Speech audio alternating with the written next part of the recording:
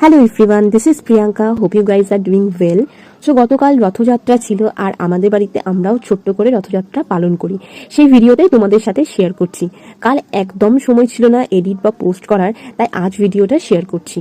তো এখন সকাল ওই 6:15 মতো বাজে। আমি একদম স্নান করে শাড়ি পরে রেডি, কারণ আমি আজকে জগন্নাথ দেবের ভোগ রান্না করব। প্রতিবারই আমিই করি, তো সেই মতো এখন রেডি হয়ে গেছি।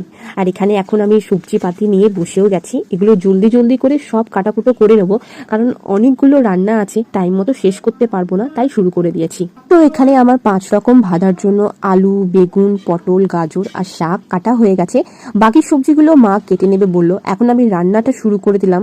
তো খিচুড়ির জন্য প্রথমে মুগ ডালটা একটু শুকনো কড়াইয়ে ভেজে নেবো, কারণ এরপর তেল দিয়ে দেবো, তো আর পসিবল হবে না। তো সেই জন্যই ভেজে নিলাম। এরপর 5 রকম ভাজার জন্য যে সবজিগুলো কেটে রেখেছিলাম সেইগুলোই ভেজে নিচ্ছি। দেন এক এক করে সমস্ত রান্না আমি আর মা মিলে করে নিলাম। সব রান্নার ভিডিও করা পসিবল একদমই ছিল না, খুবই ব্যস্ততা ছিল।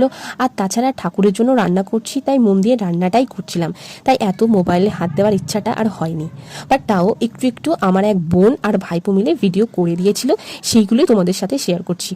যাই হোক, এরপর আমি মন্দিরে চলে আসি। অলরেডি আমার মা এখানে সমস্ত কিছু গুছিয়ে রেখেছিল।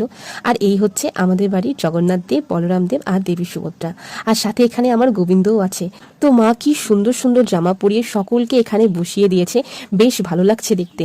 আমাদের মন্দিরটাই যেন আজকে একটু বেশি ঝলমল করছে, খুব সুন্দর লাগছে। তো এরপর একটু ফল কাটা বাকি ছিল, তো আমি সেটাই এখানে করছিলাম। মোটামুটি সব কাজই গোছানো হয়ে গেছে, এখন শুধু ঠাকুরমশাইয়ের অপেক্ষা, উনি চলে এলেই পুজো শুরু হবে। আর মা এখানে সমস্ত ভোগ খুব সুন্দর করে সাজিয়ে নিয়ে চলেও এসেছে ঠাকুরের জন্য। এরপর শুধু ঠাকুরমশাই চলে আসবে আর পুজোটা শুরু হবে। তো ঠাকুরমশাই চলে এসেছে, তো এবার পুজোটা শুরু হবে।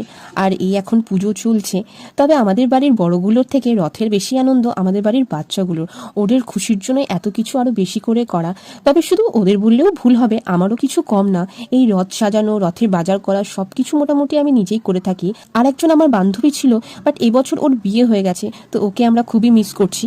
ও থাকলে আরো বেশি ভালো হতো, বাট কিছু করার নেই, এখন শ্বশুর বাড়িতে। যাই হোক, পুজো কমপ্লিট আর সবাই এখন বসেছে ভোগ খেতে, আর তার সাথে আমিও বসেছি। তো আজকে ভোগে কি কি করেছিলাম সেটাই বলি। তো ছিল 5 রকম ভাজা, লুচি, সুজি, ছোলার ডাল, পোলাও, খিচুড়ি, একটা 5 মিশালি তরকারি, পায়েস, মালপোয়া আর ছিল বোঁদে। তো এত কিছু রান্না করা আমার একার দ্বারা কখনোই পসিবল হতো না। Big thanks to my mother, without hour help not possible to made all this. যাই হোক, খুব তৃপ্তি করে সবাই মিলে ভোগ প্রসাদ খেয়েছিলাম। ভোগের কোনো বর্ণনা হয় না, শুধু অনুভূতি হয়, সেটা অসম্ভব ভালো ছিল। এরপর বিকেলবেলা সবাই সেজেগুজে রেডি হয়ে গেছিলাম। ভেবেছিলাম 4টের সময় করে রথ বের করব। এত বৃষ্টি শুরু হয়ে গেছিল, একদমই পসিবল ছিল না, বাচ্চাগুলো খুব ভিজে যেত, তাই একটু লেট করে রথটা ওই 5টা নাগাদ করে বের করেছিলাম। And finally the moment, Jagannath দেবের রথযাত্রা। তো ব্যাস, বেরিয়ে গেছি আমরা সকলে মিলে রথ নিয়ে। বৃষ্টি এখনো পড়ছে, বাট বাচ্চাগুলোকে একটা করে ছাতা দিয়েছি, এর বেশি লেট করলে সন্ধে হয়ে যেত। বাট ঠিক আছে, চলো, এইটুকু তো ম্যানেজ করাই যায়। তো ব্যাস, রথ নিয়ে আমরা চলে এসেছি আমাদের বর্দার বাড়ি। এটাই হচ্ছে আমাদের জগন্নাথ দেবের মাসির বাড়ি। বাট হ্যাঁ, রথ এখানে রাখি না, কিছুক্ষণের জন্য নিয়ে আসি। বৌদিদি একটু পুজো করে, দেন আবার রথ আমরা আমাদের মন্দিরে ফিরিয়ে নিয়ে চলে আসি। তো এই পর্যন্ত ছিল আমাদের বাড়ির রথযাত্রার গল্প। এরপর চলে গেছিলাম রথ দেখতে। আর শিউরি রথ উৎসব আমার বরাবরেরই খুব পছন্দের। সেই ছোট্ট থেকে বাড়ির লোকজনের সাথে রথ দেখতে আসি, আর আমার ভীষণ ভালো লাগে। মাঝখানে কিছু বছর শিউরিতে থাকতাম না, কলকাতায় থাকতাম, তখন এই রথের উৎসবটা খুব মিস করতাম। শিউরির মজাটা আমি কখনোই কলকাতায় পাই না, সেটা রথযাত্রাই হোক আর দুর্গাপুজোই হোক। আমার কাছে আমার শহরের উৎসবটাই বেশি প্রিয়। তো এই ছিল আজকের ভিডিওটা ভালো লাগলে প্লিজ একটা লাইক করে দিও। জয় জগন্নাথ।